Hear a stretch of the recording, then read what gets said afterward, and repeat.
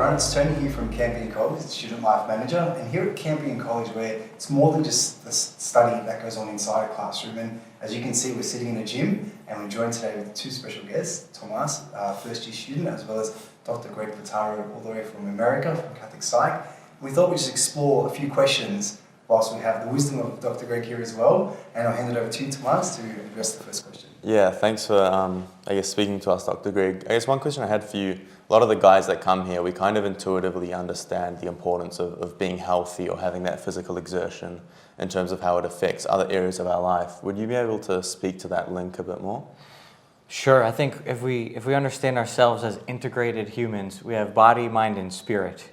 And the psychology that we often feel is an overlap between our body and our spirit, the material and immaterial part of who we are.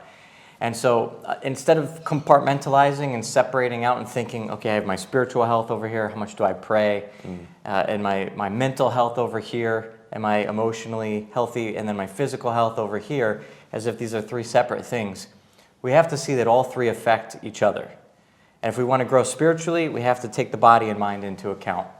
If we want to build our body and be healthy or work on our emotional life, we take our spiritual life into account. They all three affect each other because we are integrated beings and we can't actually separate the three parts of who we are.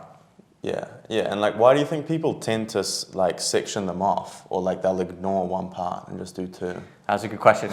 People tend to have an easier time with one out of those three. So some people are very emotional, they're more in touch with their emotions, and they might kind of neglect their body, and they might even neglect their spiritual life. Some people are super spiritual, and they're intellectual, and they're all about the ideas or their pursuit of holiness.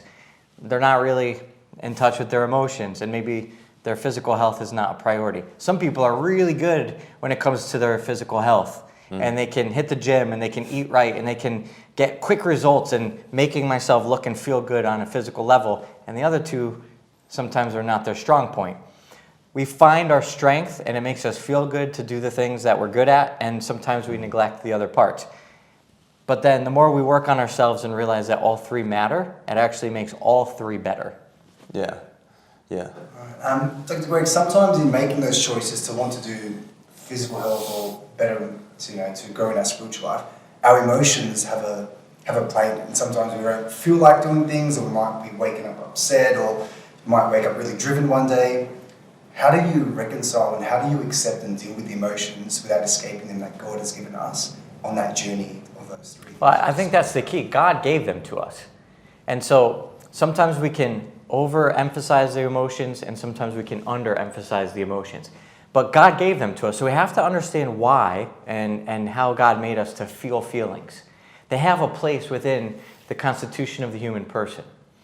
The way I like to think about emotions is it's kind of like a thermostat. It kind of tells us the temperature of what's going on. It's kind of value neutral. It's like if the thermostat on the wall tells you the degree temperature of the room, you can't get mad at the thermostat for whatever the temperature is, right? But it's a really good indication of where the temperature is.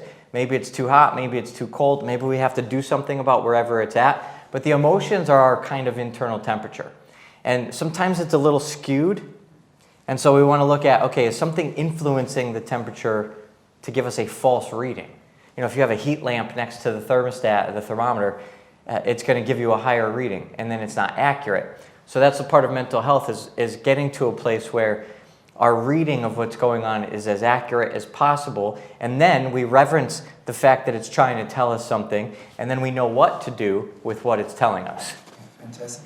And what do you have to say to people that sometimes might try and suppress their emotion? And I know, for example, when you read the book of Psalms, when you're reading it, some Psalms are praising God, and some Psalms are quite, whoa, what's going on right here, right now? Yeah. And I guess that's in a way the human person in all its emotion, but do you think it's safe, it's normal to run away from those emotions or try and escape them? No, of course not. If it's too hot in the room and the thermostat's telling you it's the temperature reading, some people would just want to cover it up. Like they'd rather not be reminded or see what's really going on. And we kind of do that to ourselves. If we're uncomfortable with how we're feeling, there might be something really important that either God is trying to tell us, or our body, our psyche, our perception, our intuition is trying to tell us. And so the more that we turn towards the feelings that we're feeling, even the anger, even some of the unhealthy quote unquote feelings that could even move us towards sin, well, when we unpack what's really going on underneath them, we'll find out something is good there. So we don't necessarily want to follow the emotions all the way to their conclusion, but we do want to recognize what's happening inside of us so we can make good decisions about it. Yeah, fantastic. Anything else, Thomas, you want to say? Not on that, but I think that's a good segue into, like, I guess, as young men and women trying to live out what you just said, like that path of integration. Yes. Like, what are some of those more practical steps that we can take to say, all right, I understand this, I need to do all of them, how do I move forwards? Yeah, well, again, we have to befriend ourselves. We have to realize that God made us this way and it's good. So let's take chastity, for example. Let's say you want to live virtue of chastity. And so maybe we get uncomfortable with the desires that we discover within ourselves. And when we start to feel desire in a certain direction, it might seem like the right thing to do is sort of suppress and repress and white knuckle it and get away from this thing. Whereas if we go a little deeper than that and we ask and wonder, why am I experiencing this right now? What other parts of my environment are leading me to be tempted or move in a direction? Or maybe what's the underlying desire that's even unconscious right now until I look at it? That's going to give us the tools to make really good decisions. Fantastic. I might just throw a curveball question in here. Sure. If you could go back to your younger self as a university student, because no doubt I'm sure there are going to be a lot of university students watching this right now. Sure. And you could tell yourself, you don't just wake up and become a registered psychologist, as you are. Right.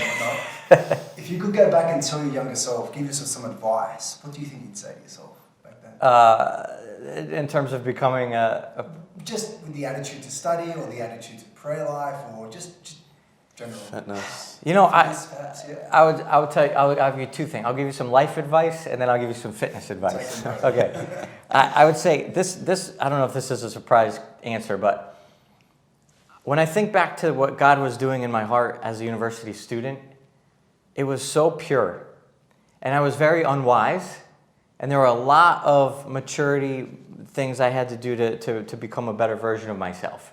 But the core of what He placed in my heart, when I look back, is what I was called to follow. And I'd say the best advice I would give myself, but then, and I would give to anybody watching right now, is to follow your heart. Trust what God is putting into the depths of your heart. Because there's too many messages that say, oh, you don't know enough, or you haven't learned enough, or you haven't figured out the ways of the world yet. Just wait, you'll figure it out. You'll see that those designs, those desires, those dreams are actually unattainable. And I would say that's garbage. And if you need to hear it from an adult who's made it and figured it all out, that's what I would say, is don't steal God's inspiration that He's putting in your heart from the world. Because God wants you to bring it into the world. It was God's design to give it to the world. And it's up to us to either channel it and facilitate God's love being brought into this world, or we steal it because we're afraid. So don't be afraid. Awesome. Fantastic. All right, well, thanks for watching, everyone. We hope you've enjoyed these short clips, and we'll take it from there. Thank you.